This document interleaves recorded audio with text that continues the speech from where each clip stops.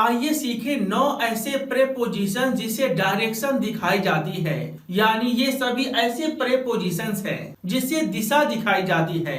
तो आइए एक एक करके इन सभी के बारे में जाने ताकि आपको कोई कंफ्यूजन न रहे। अगर बात हम टू की करें तो इसका मतलब होता है को या की ओर, और इसका इस्तेमाल हम कोई मंजिल दिखाने के लिए करते हैं। यानी जब हमें लक्ष्य बताना हो कि हम यहाँ तक जाएंगे, हमारा ठिकाना ये है, तो वहाँ पर हम टू का इस्तेमाल करते हैं। जैसा कि यहाँ पर मैंने लिखा है he is going to Ballia, यानी वह बलिया को जा रहा है। यहाँ बलिया डेस्टिनेशन है, यानी वो मंजिल है जहाँ वो जा रहा है। तो जब आपको डेस्टिनेशन बताना हो यानी मंजिल या ठिकाना बताना हो कि कोई इंसान इस जगह को जा रहा है, तो वहाँ डायरेक्शन दिखाने के लिए आप टू का इस्तेमाल करेंगे। He is going to college, यानी वो कॉलेज जा रहा है, उसका मंजिल या ठिकाना कॉलेज है। वहीं अगर हम बात टुवार्ड्स की करें तो टुवार्ड्स का मतलब होता है की ओर, और इस वर्ड का भी इस्तेमाल हम डायरेक्शन यानी दिशा दिखाने के लिए करते हैं। लेकिन खास बात यह है कि इस वर्ड का इस्तेमाल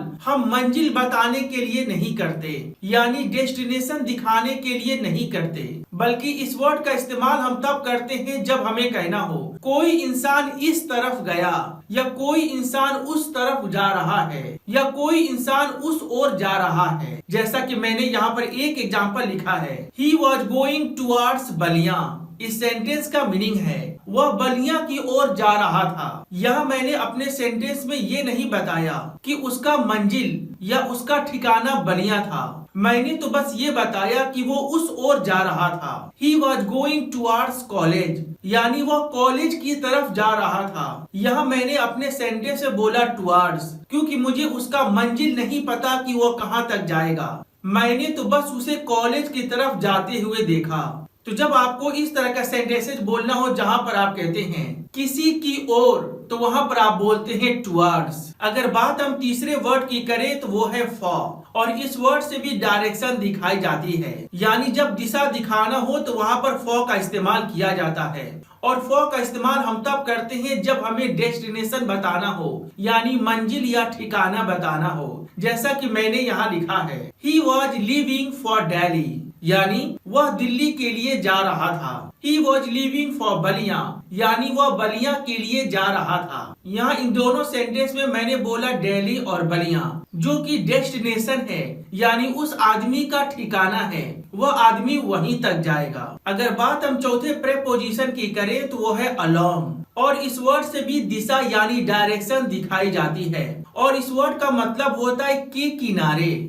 जैसे मान लीजिए अगर आपको कहना हो वह रोड के किनारे चल रहा था, तो ऐसे सेंटेंस के लिए आप कहेंगे he was walking along the road, वह नदी के किनारे चल रहा था। He was walking along the bank of river. यहाँ इन दोनों सेंटेंस में अलोंग का इस्तेमाल के किनारे के लिए किया गया है, जिससे कि दिशा यानी डायरेक्शन दिखाई जा रही है। अगर बात हम पांचवें वर्ड की करें तो वो है अक्रॉस, और इस वर्ड का मतलब होता है के उस पार। यानी जब आपको दिशा दिखाना हो और आपको कहना हो के उस पार, तो वहां पर आप कहेंगे अक्रॉस। जैसे मान लीजिए अगर आपको कहना हो मेरा दोस्त नदी के उस पार रहता है, तो इस सेंटेंस के लिए आप कहेंगे my friend lives across the river. सड़क के उस पार एक बैंक है, तो इस सेंटेंस के लिए आप कहेंगे there is a bank across the road. इन दोनों सेंटेंस में अक्रॉस का मतलब है के उस पार या के दूसरी तरफ,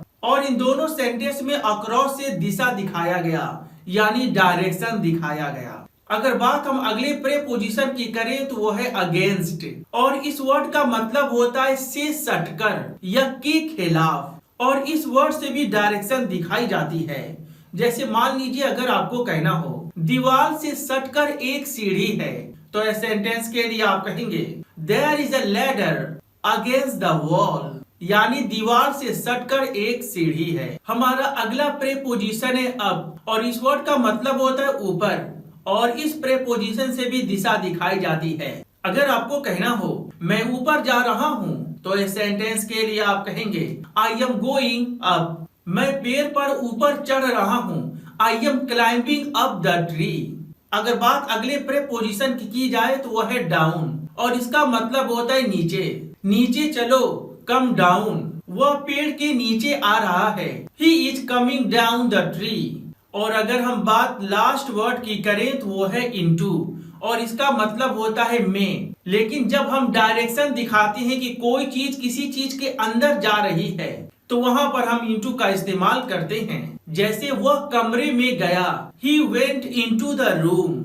यहाँ दिशा दिखाया गया कि वह इस ओर गया या वह इस तरफ गया, वह हॉल में जा रहा है। He is going into the hall. तो फ्रेंड्स, उम्मीद करता हूं कि आपने बड़े शानदार तरीके से इन सभी प्रेपोजिशंस के बारे में जाना।